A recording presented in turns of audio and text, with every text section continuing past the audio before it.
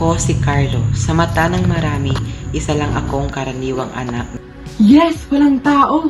na sinusubukang maging sapat sa paningin ng aking mga magulang.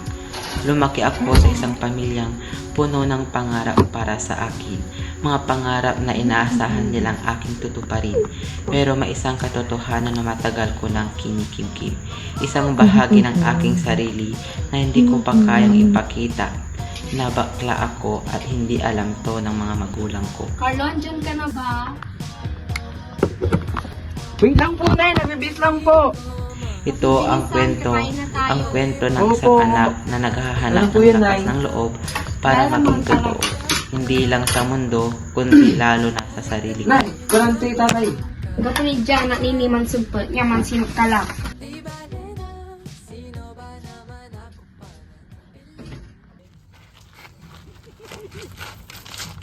Tutan mo na nang sa dalan mo. Siya na, hindi ko sinasadya. Pre, ninanong niya pre, ni bakla. Totong pre, bakla ka manaya.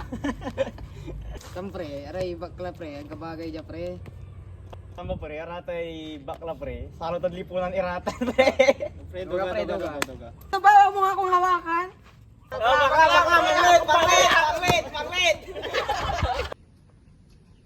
Narinig ko si Carlo na pinag-uusapan siya ng mga ating kapitbahay na siya raw ay bakla. Ah, paano naman nila nasabi yan?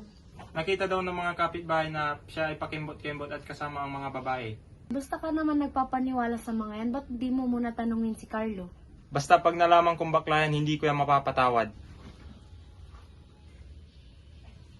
Ano to? Di ba anak mo to? Malabo namang maging si Carlo yan. Tignan mo, mukhang edited. Ano to? Sumagot ka. Po, tay. Sumagot ka. Jeric, huminahon ka nga muna. Totoo ba ang mga naririnig namin kapag dumadating ka sa school ay palambot-lambot ka? Sumagot ka! Tay, hindi po. Talaga? Ano yung nasa mukha mo, ha? Ha? Pati to? Ha? Sumagot ka! Ano ba, Jeric? Huminahon ka nga. Nasasaktan na yung anak mo. Anak, huminahon ka nga muna. Sagutin mo nga yung tinatanong ng tatay mo. Diba hindi totoo yung mga sinasabi ng kapitbahay natin? Pasensya na po, Nay. Siya sabi ko na nga ba ha? Pasensya na po, tay. Sana matanggap niyo po ako. Matanggap? Wala akong anak na bakla. Nag-iisa ka nga lang tapos lalambot-lambot ka.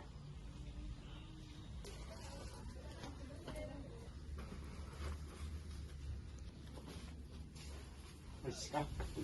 Ayos ka. Lumayas ka, wala akong anak na bakla. Wala kang matarating sa buhay. Nay, tay. Kahit ganito po ako, meron akong mararating sa buhay. Pero, pasensya na po. Sana mapatawad niyo po ako. Lumayas ka na. Carlo!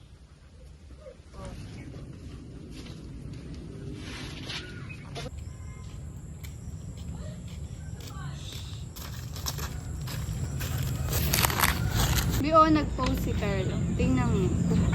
True, ang ganda niya dyan, oh. Pakak na pakak siya dito, no. Alam kaya na magulang niya na bakla siya? Tanggap kaya siya ng mga pamilya niya? Siguro hindi.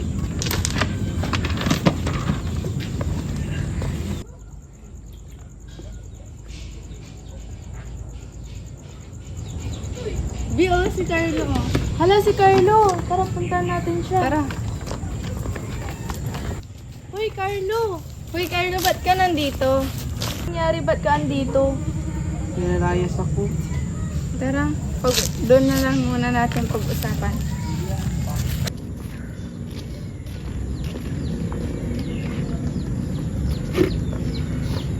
Ano ba nangyari? Ba't ka umiiyak?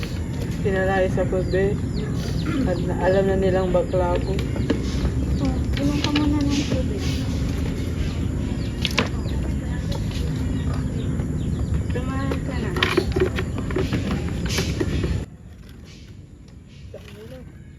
Hayaan mo, andito lang kami, hindi ka namin pababayaan. Tutulungan ka namin. Sabay-sabay tayo mag-graduate at magtatakumbay sa buhay. Salamat mga be. Noong gabing pinalayas ako, dala ko lang ang isang bag at ang bigat ng mga salitang hindi ko inaasang maririnig mula sa sarili kong magulang. Masakit, nakakatakot para akong nawalan ng mundo. Habang ang iba ay sumusuko, pinili kong magpatuloy. Nag-aaral ako ng mabuti kahit pagod, kahit kulang sa tulog, kahit punong-puno ng takot ang puso Professional ko. Association Bawat for pahina ng Barristers libro ay naging sandata ko laban sa sakit. Hindi naging madali ang lahat, pero natutunan kong tumayo muli. Sa tulong ng kaibigan ko, unti-unti kong napatunayan na ang pagtapon ay hindi katapusan. Isa lang itong simula ng mas He was an matibay na English poet, playwright, Magandang araw po sa ating lahat. Ngayon ay ating kikilalanin ang isang mag-aaral na nagpakita ng natatanging husay sa akademiko, pagganap, disiplina at determinasyon sa buong taon ng kanyang pag-aaral. Sa pamamagitan ng kanyang sipag, tiyaga at patuloy na pagsusumikap, siya ay nagsilbing inspirasyon sa kanyang mga kapwa mag-aaral at nagbigay ng karangalan sa ating paaralan. Dahil dito, buong pagmamalaki namin iginagawad ang parangal na valedictorian sa taong panuurang ito kay Carlo P. Donato.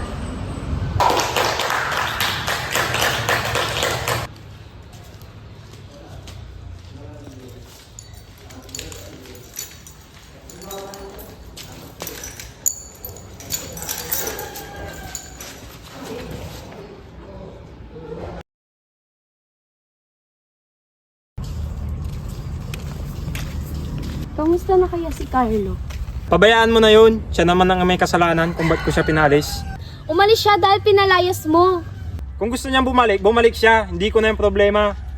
Paano mo nasisikmurang baliwalain yung anak natin? Huwag mo kong sisisiin dyan, ha? Hindi ako titigil hanggat di ko siya nahanap.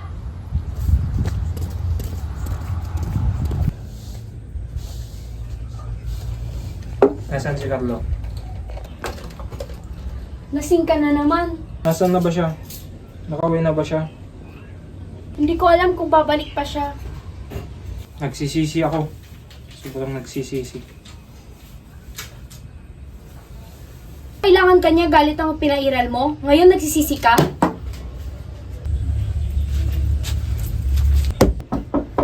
Carlo, ikaw ba yan?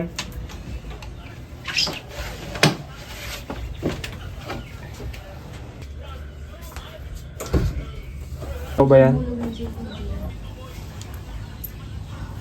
Sino yan? Pasok ka.